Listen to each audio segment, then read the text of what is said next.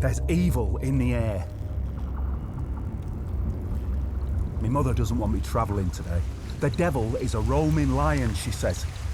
He's in the atmosphere. The papers have extolled so much bad news. Listen to this. They can't fit it all between the pages. The sword and the famine and the wild beasts and the plagues, they are bleeding into the margins and thundering out a warning. The 4 riders have been summoned. No wonder everyone's scared shitless to leave the house. According to the Fourth Estate, evil is crouching outside every open doorway. And if the end time is going to happen anytime soon, it'll likely be in our heathen capital. They kill tourists in London, you know. You, my blue-eyed son, this is my fretting mother again. You are 61 years old and you are a limping antelope on the edges of a fast-moving herd. If you have to go to London, if you really have to go, be careful. If the pale rider of Corona doesn't snatch the breath from your choking throat and the violent terrorist doesn't bomb you clean out of your trendy plimsolls, the immigrant fingersmith with his very sharp knife will carve you open and sell your vital organs as a delicacy on the dark web. What are you gonna do about the evil?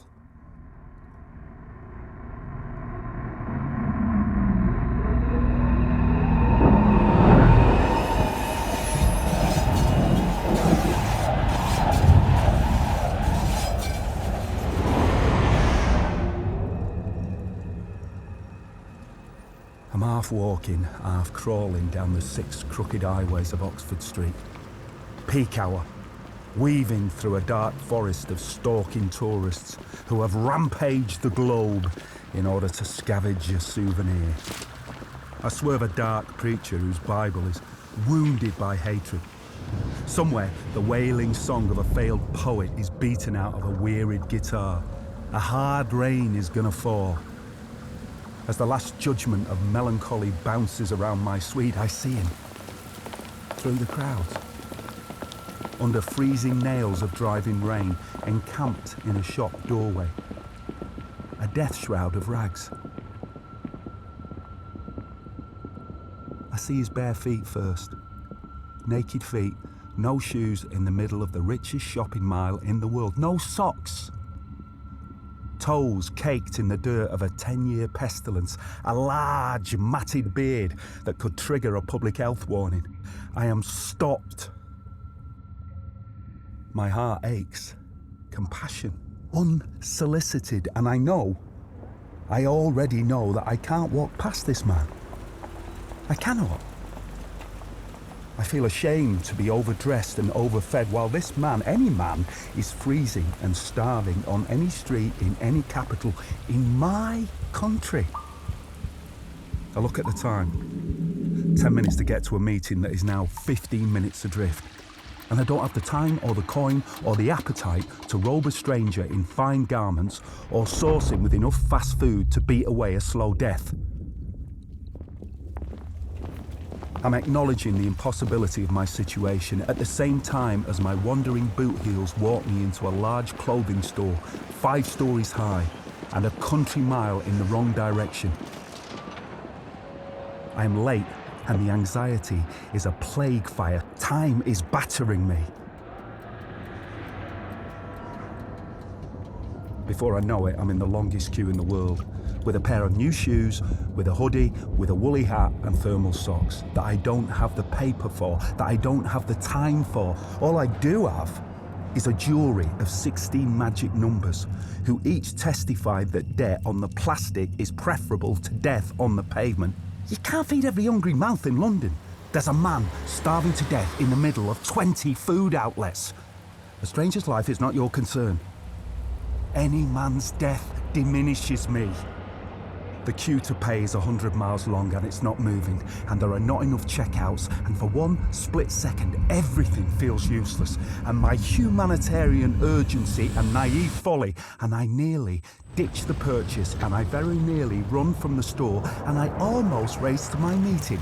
Apologies rehearsed, but I know that despite my first world cowardice, I am involved in mankind. I am involved. I cannot ignore that. My conscience gains the winning hold and secures a tight strangle, and my mind taps a defeated submission and quiets to a still, and I think, fuck the meeting.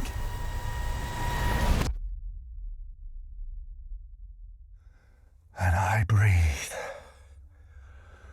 for the first time today. And the queue starts to shift, and tills mysteriously open, and suddenly I'm moving swift, Hermes in winged sandals down a Christian high street, the Magi bearing gifts for a throne, who smiles at me beatifically, not like he's grateful, more like he's been expecting me. What's your name, I ask. Evil. Evil? He nods. My name is Evil. My mum jumps immediately to mind. What are you going to do about the evil? I'm going to overcome evil with good, Mum. That's what I'm going to do. I'm going to dress it and feed it and robe it in the armour of the good. I leave your man in his shop doorway abode with his new vestment and enough hard cash to buy a hot meal, and I pass unharmed and unhindered and unnoticed through the filling rivers of happy shoppers, through the shining brass of Christmas sparkle, through spice and myrrh, the sweet odour of sanctity.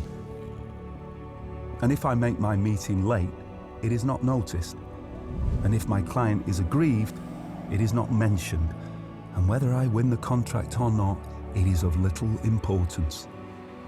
I came to London expecting to find evil in the air, only to discover instead an angel crouching outside an open doorway.